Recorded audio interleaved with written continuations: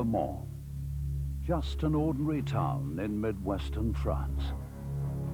A town which, but for only one thing, the world would never have heard of. It happened 68 years ago, when the burghers of Le Mans decided to hold a motor race. It would be a test of real endurance, a test that would last 24 hours. A circuit was devised on public roads just outside the town. A tradition had been started, a tradition which quickly caught on with the public. A tradition which, before long, would appeal to manufacturers. Winning at Le Mans would really mean something. A tradition which has seen legends born. And, tragically, legends die.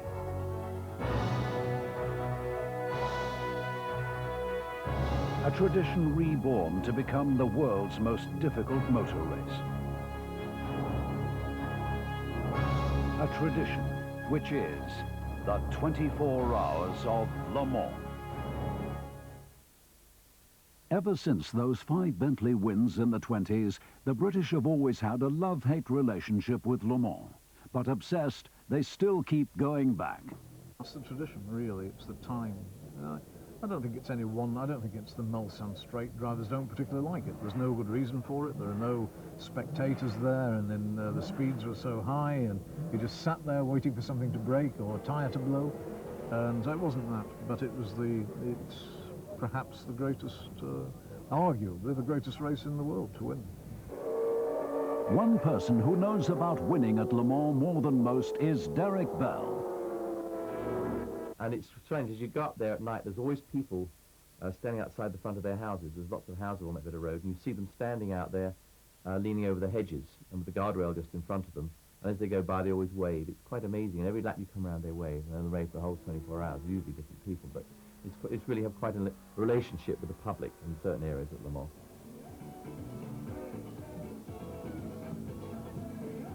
Derek Bell's son, a driver in his own right, grew up surrounded by motor racing. The annual trip to Le Mans is still a vivid childhood memory. Every year it was the main family event, going to the hotel in Le Chartre, and so really my whole memories of Le Mans are just all put into one. You know, one whole continuous kind of, I can't differentiate the years really, apart from when things really went wrong or badly, but it was just, it's like a part of growing up. When, I mean, my sister and I, when we both think about growing up, it was just us when we were, you know, little, going through how we used to go home in the middle of the night. And then as soon as I got to about 9 years old, I said, I'm not staying, I'm a man now, I want to stay all night. And then, you know, Dad kind of moved me out of the caravan when, you know, they came in. I was lying in the middle of the driver's bed. And it's funny, I mean, memories the whole time of Le Mans. It's just never, it's such an event, as you know, anyone who's been there, it's such an event. But I think we had more fun probably than you did, because we used to drag Mum to the fairground, you know, which is right across the other side of the circuit. You know, at 9 years old, 10 years old, I was so impressed. You know, you see all the weird and naughty and rude things that go on there. It was very impressive. So when I was 14, I used to go there the whole race. I mean, it was great.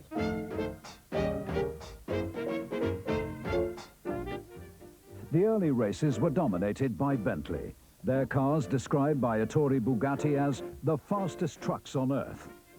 Brutish and heavy, they worked, winning no less than 5 times. Alfa Romeo took over with their beautiful straight 8s, winning 4 consecutive races in the 30s. Rob Walker, the man later to employ Stirling Moss in Formula One, drove a Delahaye at Le Mans before the war. I really wanted it, but it cost £400, and my allowance for the year, including paying my Cambridge bills, was 360. But I suddenly learned about hire purchase very quickly, and within hours the car was mine. Of course, my mother knew nothing about this. I took it to Le Mans, and my co-driver, who's still alive, Ian Connell, burnt his foot. We had an exhaust gasket go, and all the exhaust was coming through. It was terribly hot. And he burnt his foot in the middle of the night. And I had to drive, well, I'd driven from midnight till 4, and then I drove from 8 till the end of the race, also with this terrific heat coming through. And I'd come in every now and again. I fortunately had rope-soled shoes, and I'd jump in a bucket of water and wet the whole of my shoes and my trousers to cool off, and then get back in the thing. Meantime, Count Haydn, who owned Delahaye's in England, was a great drinker, and they were all drinking champagne solidly in the pit. And suddenly, about 2 o'clock, they thought of this poor bastard who was out there in the heat, and nearly all the champagne had gone. So they called me in for a quick glass to revive me to do the last 2 hours, and I finished 8th, I think, and then got into the car and drove it to Paris, where all the drivers, all the English drivers anyway, had met in a nightclub, and we drank the whole night through, and we were still there the following morning at 10 o'clock drinking. So quite a session. But mind you, we'd been up all the night before as well, racing. So it wasn't too bad an effort. I was to race it in France the day war broke out, and as I was getting starting money, which was an unusual thing in those days, if you didn't appear, you had to pay up what they were going to pay you to start. And I wasn't going to lose my money for anything, so I stayed till the very last moment, and I think I got it back on the last boat before war broke out.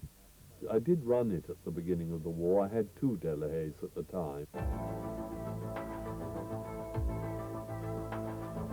The second post-war Le Mans race was held in 1950, and it marked the resurgence of British interest, with works teams appearing for the first time from Aston Martin with 3 DB2s and Jaguar with 3 of their new XK120s. There was also Allard, Jowett, Fraser-Nash and Riley, but it was the French who won, their Talbot logos finishing 1st and 2nd. Jaguar had now rebuilt their production XK120 for racing and called it an XK120C. Peters, Walker and Whitehead won for them 9 laps ahead of the 2nd place Talbot. The next year, the C-types were rebodied, and with the likes of a young Sterling Moss on the strength, hopes were high for a 2nd Jaguar victory. But Aston Martin now had a lightweight version of their DB2, and Mercedes with their curious gull-wing doored 300 SLs. And it was they who took the honours, finishing 1st and 2nd. It was Mercedes' one and only win in the race. 53 saw more interest still, and Jaguar now had the disc brake with which to demonstrate their technical superiority. They had 3 C-types ranged against 4 Ferraris. Alfa Romeo were back with their futuristic Disco Volante flying saucer, as were Lancia with the beautiful D20. Briggs Cunningham set the trend for a long-term American interest in the event, and Aston had 3 new DB3S models. The Italian cars suffered badly with crashes and mechanical ailments, but the Jaguar and Cunningham teams finished intact. Jaguar were 1st, 2nd and 4th, Duncan Hamilton and Tony Roach driving the winning car. The following June, Jaguar had their new D-type, but with Mercedes, Alfa and Lancia missing, only Ferrari and Aston Martin offered real opposition. After 24 hours of struggle, last year's winners Roach and Hamilton were beaten into 2nd by the Ferrari 375 of Frolian Gonzalez and French champion Maurice Trintignant. The next year saw the return of Mercedes with their magnificent 300 SLRs, complete with Moss and Fangio, and a demon boot lid which lifted to form an air brake. Mercedes had not developed the disc brake habit from Jaguar. Nothing would have caught them, but an horrific accident left 80 spectators dead and saw orders from Stuttgart to withdraw. Officially, Mercedes have been out of motor racing ever since, until now. Mike Hawthorne and Ivor Bueb were left to take a hollow win for Jaguar, with Peter Collins and Paul Frere second in the Aston. Aston's first finish at Le Mans for 4 years. A disaster for the Coventry team. 2 Works D types crashed at the S's on the second lap, and the third Jaguar, Hawthorne's, was delayed with mechanical problems. So it was left to the private Ecurie Ecos team to uphold the firm's record, with Ninian Saunderson and Ron Flockhart leading in Aston Martin, who was second again. 57 saw no less than 10 Ferraris, 5 Maseratis and 4 Astons anxious to put a stop to the Jaguar run of success. They were all fast but fragile, and Tony Brooks rolled the sole surviving Aston at Tetra Rouge. So, despite the opposition, after 12 hours, Jaguar held the first 4 places. At the end, 3 were still there, headed by Flockhart and Bueb. A 3-litre limit was introduced which suited Aston Martin, who had always run a 3-litre, but the Jaguar XK engine didn't take kindly to its shortened stroke. Aston took second yet again with their new DBR1, behind Olivier Gendebien and Phil Hill, giving Ferrari their second Le Mans win with the delicious Testarossa. The last race of the decade finally gave Aston Martin the victory they'd tried so long for in Jaguar's shadow. Roy Salvadori and Texan Carroll Shelby shared the winning DBR1, with teammates Trantignon and Frere finishing second. We were in the lead, and we had a tremendous vibration. I thought, my God, it's the gearbox again. And we called into the pits, I called into the pits, and I was told to go on again, slowly, until it came up to my refueling time. It was a minimum refueling time. And they couldn't find anything wrong there, sent me out again. It got worse and worse. I came in, we'd lost about 15 minutes, and they discovered it was a tyre that was breaking up. So from then on, we were demoted to second position, and we just had to drive hard the whole time. And very fortunate for us, the Ferrari that was in the lead, Gendebien and Hill, broke. So it was 1-2 for Aston Martins from then on. You know, it's lovely to have won Le Mans, but I never particularly liked Le Mans. I'd much rather have won a race at Nürburgring, the 1000 Ks. I thought that was a much more difficult race to win than the 24-hour race, personally. Aston Martin may not have had the quickest car around in the 50s, but under the guidance of team boss John Wyer, they did attract star drivers. Names like Sterling Moss, Peter Collins, Reg Parnell, and a new Formula One star, Tony Brooks. He was another who didn't like Le Mans. The 1958 Le Mans, the thing I remember most about it was my decision that would be my very last Le Mans. The reason for this was nothing to do with my accident the previous year in 1957. It was just that once again, in the middle of the morning, this fateful 3 or 4 o'clock, I think it was, I think the race had been wet, virtually the whole of the event to that point. And I'd run out of underclothing and socks, and I really came to my turn about 3 o'clock in the morning, and I found that all my stuff, I couldn't dry any of my stuff, so I had to pull on wet underpants, you know, wet vest, wet socks, and get into a motor car at 3 o'clock in the morning. And I said, if you ever do this motor race again, you need your head examined. And I never did. And I drove for Ferrari in 1959 on the strict understanding that I wouldn't have to race at Le Mans, which was really quite something, because I think I was the first Ferrari driver that had obtained a dispensation from driving at Le Mans from Enzo Ferrari, because obviously it was a very important race from his point of view on the sports car side. I've got just wonderful memories of the place. It's one of my favourite races, and when I first got into racing, Le Mans was the race I really wanted to win. And I lived in Leamington, and of course Michael Parks worked at the Roots Group and was one of the great drivers of that era. And I always sort of fancied myself in his role of doing well at Le Mans. He never actually won it, but he had some very, very good races here. And unfortunately, my first race in the Lopes Elite was with Frank Gardner, the Australian, and it was one of my best races for a long time. We came 8th overall, we won the class, we won the index of thermal efficiency, and generally speaking, had a pretty good day. I seem to remember the weather was very fine, too. And, of course, the circuit then was very different to what it is now. Much narrower, because the countryside came right to the edge of the road. I mean, it was literally the road, a bit of a grass verge, and a ditch or a hedge or the trees or whatever. I mean, there they were. No rails, no... on the main straight, where the big poplar trees are on the Mulsanne Straight, they did used to lean straw bales on them, I must admit. So I suppose there was an attempt at safety, but it was very different. Had a very different look about it from a driver as to what it does today. The events became so big, it became a movie. It all began when a superstar who loved auto racing decided to do a picture about his sport. He wanted to film it all at actual racing speed, to use no-trick photography. In short, to attempt the first completely realistic racing motion picture. But I remember vividly when we worked on that Steve McQueen film, the Le Mans, as it was called. I've got some lovely footage, funnily enough, a video that they sent me from the film company just in the last couple of years of the sort of behind-the-scenes shots. And there's some great footage of Justin walking along, pushing his stroll, you know, on his little box thing with the little square cubes and pushing that along, Melanie being carried by Pam. It was really quite amusing to see all that stuff. Steve McQueen, who has been successfully racing motorbikes and cars for at least as many years as he's been starring in top box office movies, chooses to film at Le Mans in France, where each year the world's most famous motor race is run. The production problems are staggering. In the 24-hour race at Le Mans, men and machines are put to a brutal test of speed and stamina. Realistically, restaging the race for the movie presents difficulties never before faced by a motion picture company.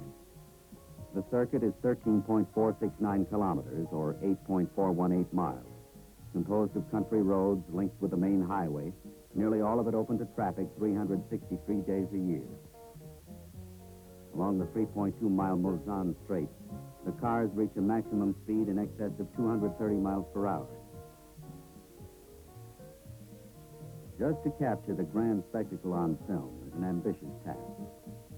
There are 55 cars and 110 drivers, representing countries from all over the world.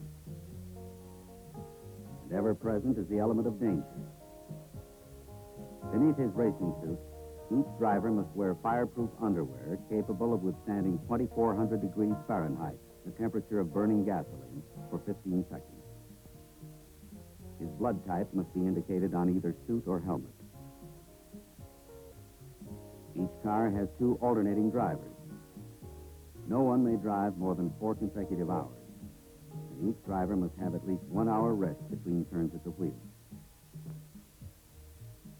Yellow flags and yellow lights along the circuit indicate the presence of an accident, or as it is called in the racing world, a shunt. From the beginning, Steve realizes better than anyone else that filming at high speed will be as dangerous as racing at high speed. Arriving in Europe, he is struck by the somber and majestic presence of an ancient cathedral a short distance from where the finest drivers in the world will challenge one another in the Grand Prix competition. He feels satisfied. It's the right setting for a very special motion picture. As the day of the 1970 Le Mans race approaches, his production company actually prepares their own camera car to run in the race. The car, a Porsche 908 Spider, is examined very carefully by the scrutineers, for it has 3 movie cameras mounted on it, and yet is expected to go as fast as the other cars in its class. It gets off to a quick start and stays in position very well. Out of the 55 cars starting the race, only 15 finish. The camera car finishes second in its class and 8th overall, a good finishing position for any car, let alone one with 3 cameras on it. This unique venture yields footage that could not be obtained any other way. For instance, there are certain corners where over 250,000 people are watching. The only way you can ever capture the impact and excitement of the real thing is by having cameras in the race.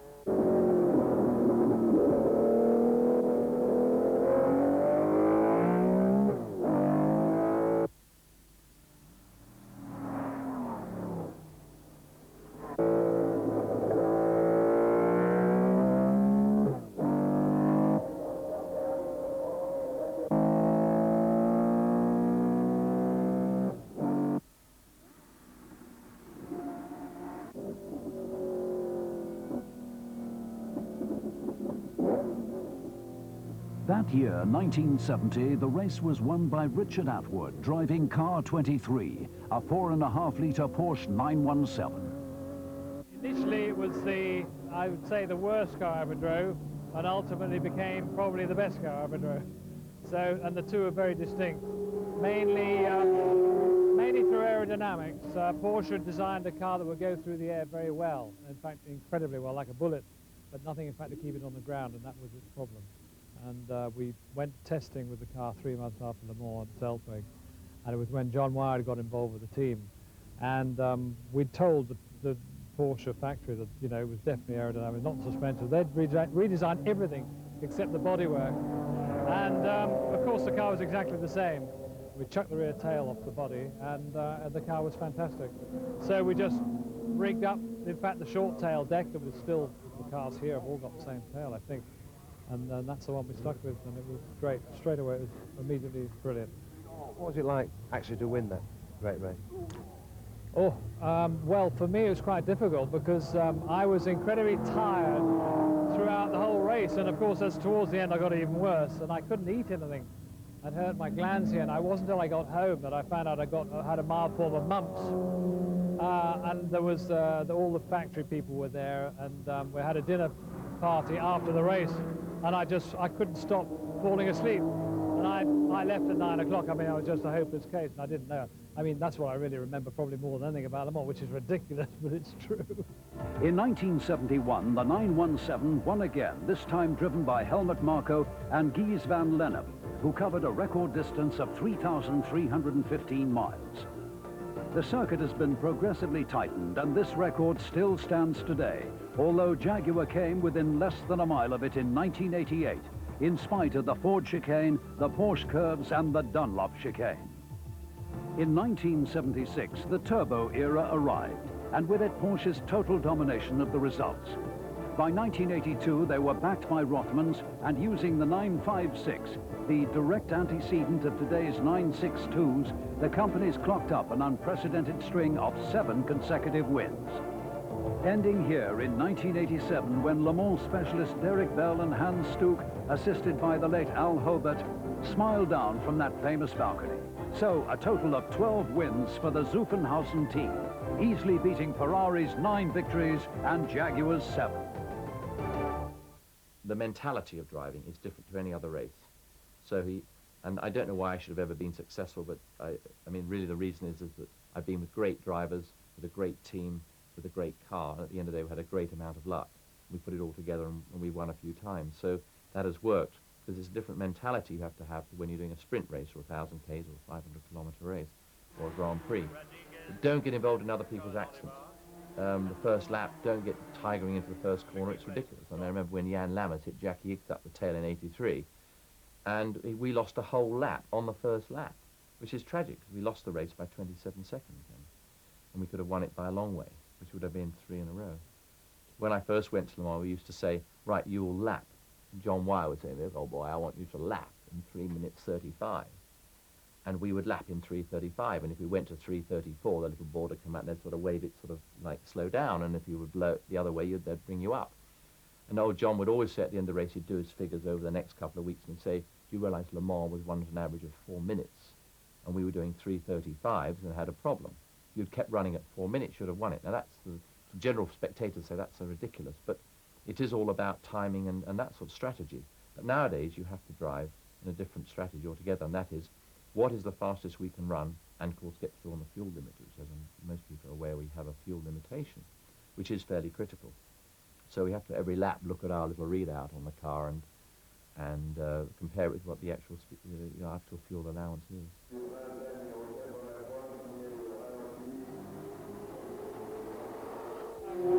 To get to the night time is one achievement, but that's only after probably 4 or 5 hours, 5 or 6 hours. And then when you get through in the morning and it starts getting light around 3, 4, about 3:30, 4 o'clock in the morning, you think, God, we're nearly there, and you're only halfway, you know. And it's a great race. But the Lola was a really different car. It was a really exciting car. The press went absolutely overboard about it because they thought it looked such a stunning car, which it was, and all subsequent sports cars were made like it. That is a special memory for me, going there with a Lola. you know, Eric Broadley really struck on something there. The most successful driver of all time at Le Mans must be six-time winner Jackie Ickx. He is now consultant manager to the first Japanese firm to win the 24 hours. I have experienced in my life all sorts of situations, from driving to building cars, or now being a consultant manager for Mazda. I think it's very interesting, and it's also, there is a very important point, is to discover Le Mans, but on the other side. And you can't believe how difficult it is and how complicated it is to build a team for Le Mans. Here we have the Mazda team, about 100 people working for 3 cars, and it's so complicated and so hard to organize, it's just unbelievable. Do you ever get the feeling you'd like to be driving? No. I retired 5 years ago. Definitely I don't want to drive anymore. I think I've experienced all these things, and being team manager with a partner like Mazda is very important and very nice, because I think I've always been interested by new situations, and this is a very special situation I like very much. Now, you were one of the youngest drivers ever to win Le Mans, and I think the first time was with a GT40. That's correct. In '69 I won my first Le Mans. But you have to remember that for a driver winning Le Mans once in his life, it's already a hell of a success. And the most unbelievable thing about me is that I had the chance to share the car with a lot of very good co-drivers, and also to pick up very often the right team. So that's how we came to a success of 6. GT40, I'd have to say, for Le Mans, was probably one of the best and most comfortable cars that I ever drove here, in any long-distance racing, in fact. We used to do the whole World Championship then, which was all long races, 6 hours or more. And the GT40 was an absolutely cracking car for that type of job.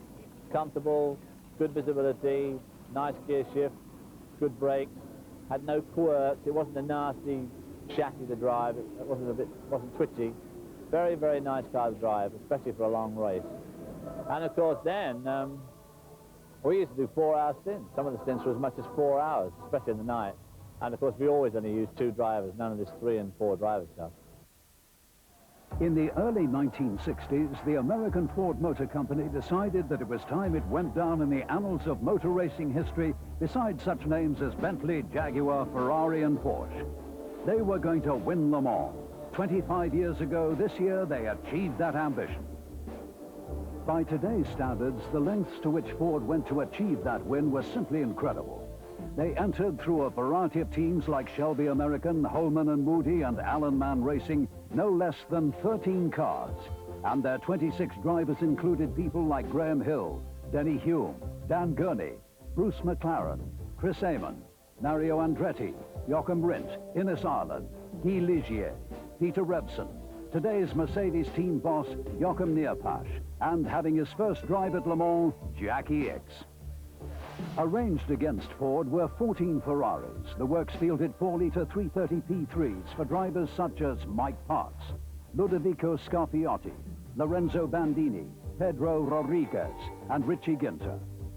Amongst the supporting Ferrari drivers were Richard Atwood, Maston Gregory, Bob Bondurant, Targa Florio specialist Nino Vaccarella, Piers Courage, and Mike Salmon. There was one lone wolf outsider, the 5.3 Chevrolet engine Chaparral, a sports prototype built in Texas and driven by Joe Bonnier and Phil Hill. A field then which included 5 World Drivers' Champions and 15 active Grand Prix drivers, not including John Surtees, who had refused to drive for Ferrari. Compare that list with the driver lineup for today's race. With such power at its disposal, it's not surprising that Ford were able to take victory. The only real competition came from the Parks Scarpiotti Ferrari number 27, and that was gone just after half the distance along with most of the other Italian machines. By 10 in the morning, 3 Fords headed a string of 5 Porsche 906s, and these were led by the number 30 car in the hands of Joe Sipper. Henry Ford himself was on hand to help out with the flag-waving duties, and despite his team's attempt to stage manage a dead heat, the French had a rule to fit the circumstances. Because they had started further back on the grid, Bruce McLaren and Chris Amon were declared the winners on the grounds that they had covered some 21 yards more than the number 1 car driven by Denny Hume and Ken Miles. So that's how the results looked 25 years ago. A year of many firsts. The first of 3 consecutive Ford wins. The first time that more than 3,000 miles were covered. And the first time the race average went above 125 miles an hour. Many drivers remember their first Le Mans above all others. And one driver with good cause to remember his is Brian Redman. At the end of the first hour, when Mike came in to refuel, normally I would have got in the car, but he just signalled that he was okay. And then, you know, co-drivers do that between themselves. If they stay in the car and they just stop pointing, it means they're staying in. And so he stayed in the car, and the French plombier who checked the fuel, he shut the big, massive racing snap-action filler cap, banged it shut, away the car went, and at the end of the Mulsanne, on that lap, Mike put the brakes on, and the fuel surged forward, hit the only half-latched fuel cap, and fuel absolutely sprayed out of the car, went over the brakes, and he was involved in a tremendous fire, from which he was really pretty fortunate to escape. He was badly burned, but recovered, and raced again, and is here today.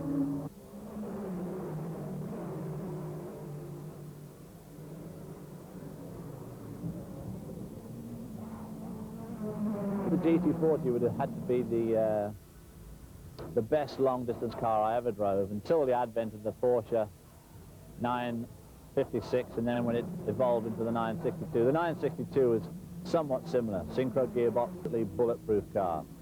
Run it all day and all night, take it away and do the next 1,000-kilometer race, and it would still run all day and all night on the same engine, same gearbox. A tremendous car to drive, and of course, even in 1991, the chances of a Porsche 962 winning the Le Mans 24-hour race, quite frankly, are pretty good. Best race in that was with Sorrel van der Merwe in 1985. We came third. Sorrel was the Iron Man of racing. He ran over a wheel rim in the middle of the night, going down from the Mulsanne to the Indianapolis complex. Couldn't see it, of course, in the dark. It was just over that little crest. It ran over this wheel rim, came through the floor, and dug itself into his leg. And that was in the days of the first fuel consumption formula for Group C. And he knew he'd got about 6 laps to go, and if he stopped out of sync, it was going to screw us up further on down the race. So Sorrel, being Sorrel, just kept going for about 6 laps. Got out and said, Jesus Christ, man, he says, I've got something in my leg, and a bit of wheel rim stuck in his leg. And of course he put a hole in the floor, which brought the aerodynamics of the car as well. Very inconsiderate of him.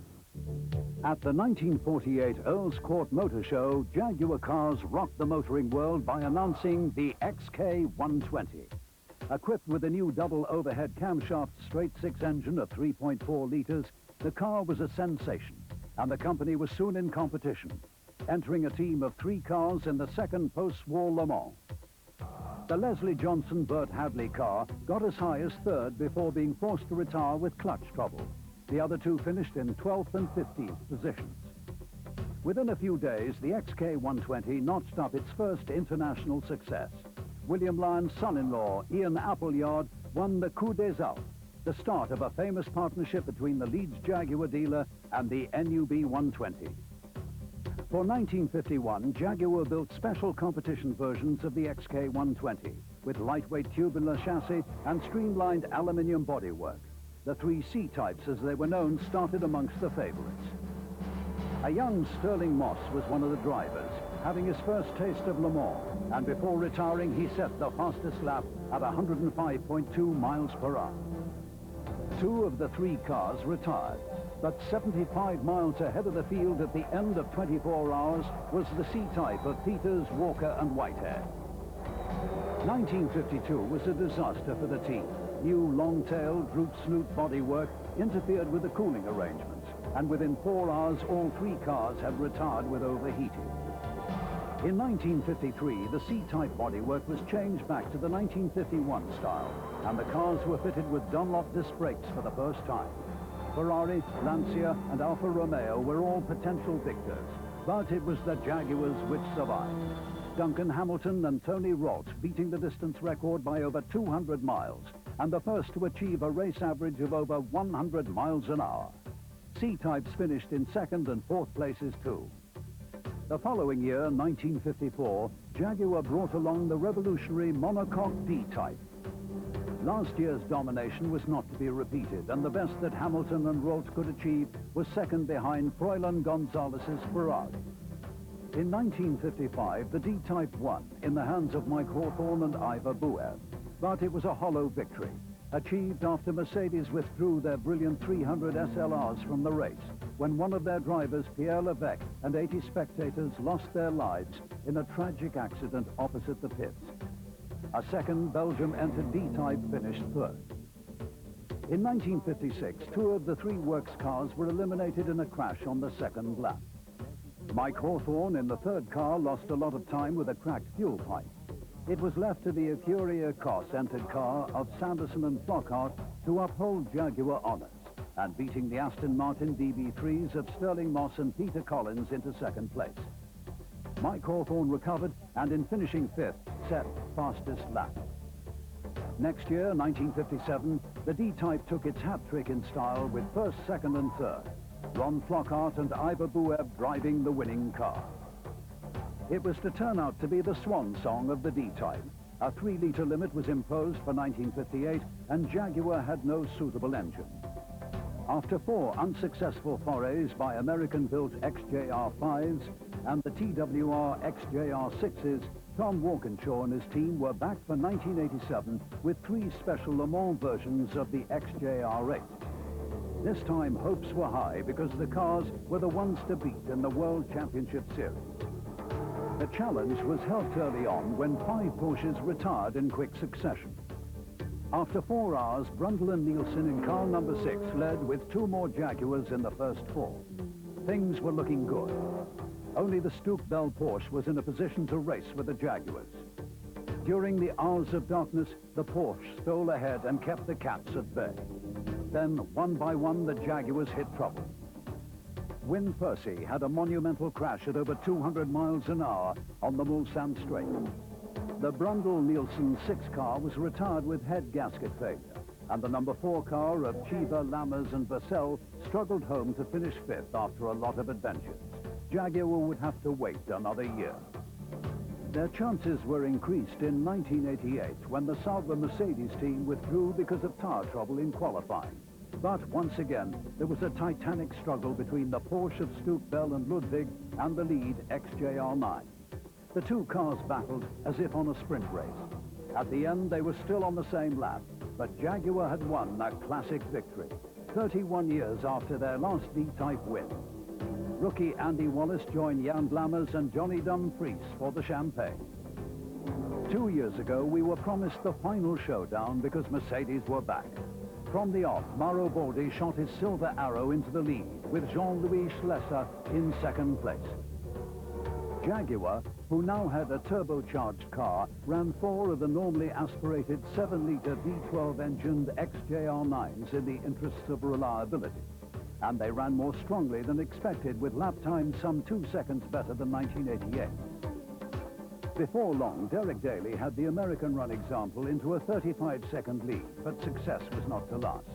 Daly suffering delays with gearbox problems and John Nielsen lost time having the bodywork repaired after this coming together at Mulsanne with Julian Bailey's Nissan.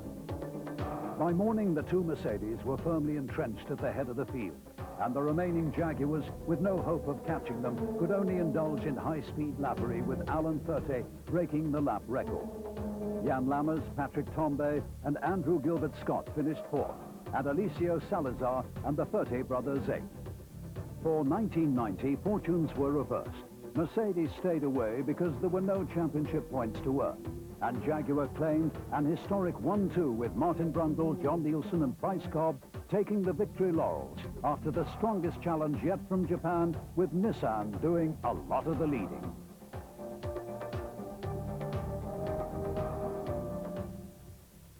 Le Mans today is a bright and vibrant place. Back in 1958, post-war Europe saw the introduction of a 3-litre limit and new and controversial pits.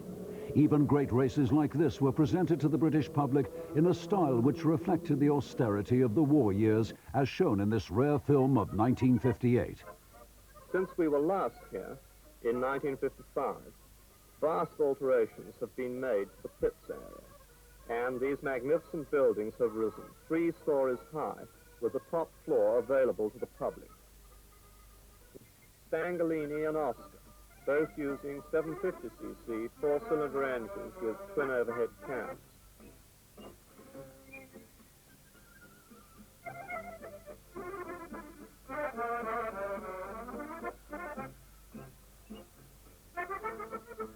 Panhard and DB, both basically using the same 750cc flat twin engine.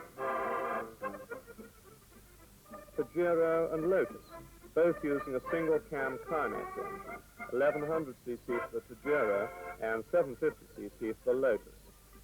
Number 38 Lotus uses a twin-cam Climax engine of 1500cc. Alfa Giulietta with a 1300cc engine. And Porsche with their 1600 and 1500cc Spider engines.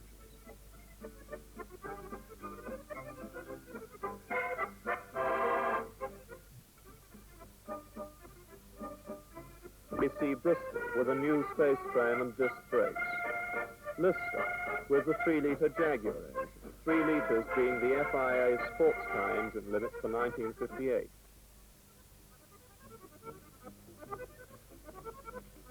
And the Testarossa Ferraris, V12s with one single overhead camshaft to each bank of cylinders.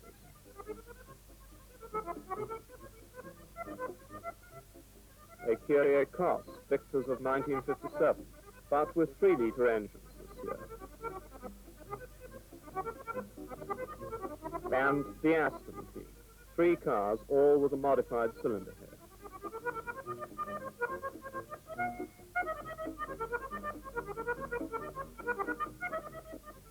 Lofty England of Jaguar and Reg Parnell talk things over. Plantignon, Moss and Bonnier are gathered together behind the pits.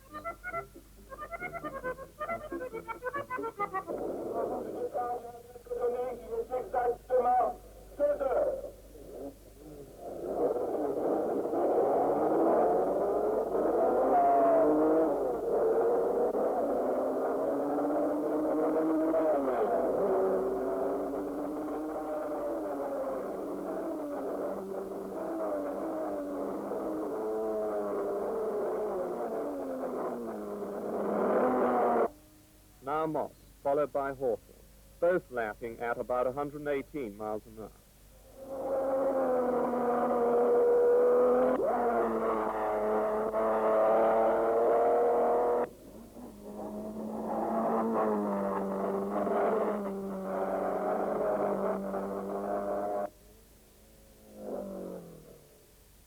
Moss passes again, and the first hour is over, the order being Moss, Hawthorne, Von Trips, Brooks, Gendebien, Bouet.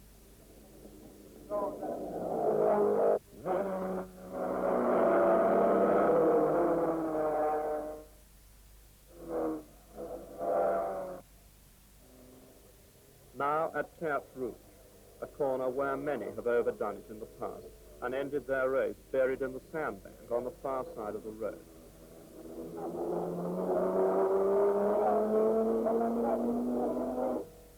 And as we feared, the rain comes down. And although it is only 6 p.m., near darkness descends as the cars hurry down to Tertre Rouge on a skating rink-like surface. Now we hear that Moss, who nearly spun at Tertre Rouge, has retired with engine failure at Mulsanne. So the lead changes, and after the first refueling pit stop, Seidel in Von Tripp's car is first. Hill in Gendebien Ferrari is second. Trintignant in Brooks Aston third. Collins in Hawthorne's Ferrari is fourth. Duncan Hamilton, driving his own Jaguar and apparently enjoying himself in the wet, is lying sixth. Collins lying fourth and lapping in the wet some 10 seconds faster than either of the two remaining works Astons.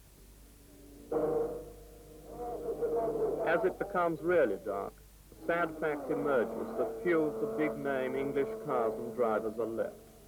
Only Brooks and the private Aston of the Whiteheads, together with Duncan Hamilton's Jaguar, seriously in the running. Then, the positions at 4 a.m. after 12 hours racing, being Gendebien Hill, Hamilton Boer, Brooks Trintignant, Vera Hermann, Porsche. The Ferrari having passed the Jaguar again just after midnight when the roads started to dry. Von Tripp's car having been put into the ditch by Seidel, letting the Works Aston into third place. The signalling pits give their cars instructions as they accelerate away past them off towards Arnage.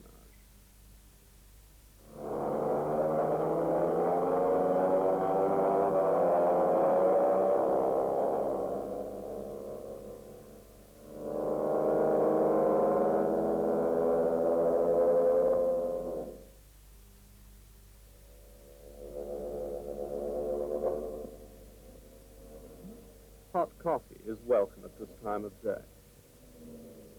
An ever-watchful gendarme sees the remarkably consistent AC through Mulsanne.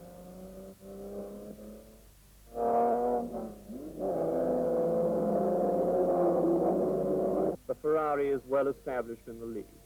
Hamilton Boer the second, and the Whitehead Aston locked in battle with the Hermann Porsche. And the Hamilton Jaguar comes in for fuel, oil, and a change of driver. Duncan Hamilton taking over and lying almost 2 laps behind the leading Ferrari. Watches are consulted. The caravans in the paddock empty as the whole crowd gathers to watch the finish.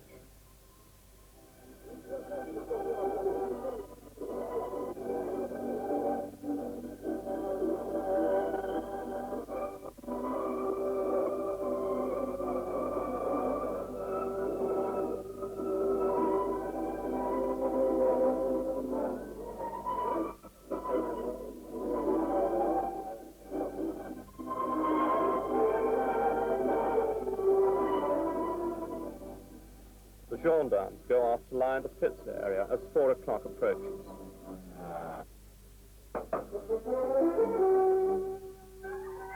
And the checkered flag is given as the cars come up from Whitehouse. Here comes the second place Aston.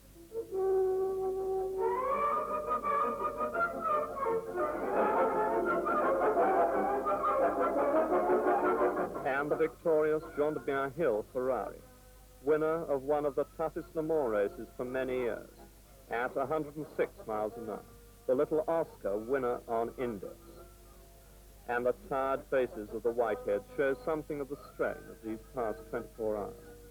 They have not won, but they have driven the first British car home at an average of 101 miles an hour.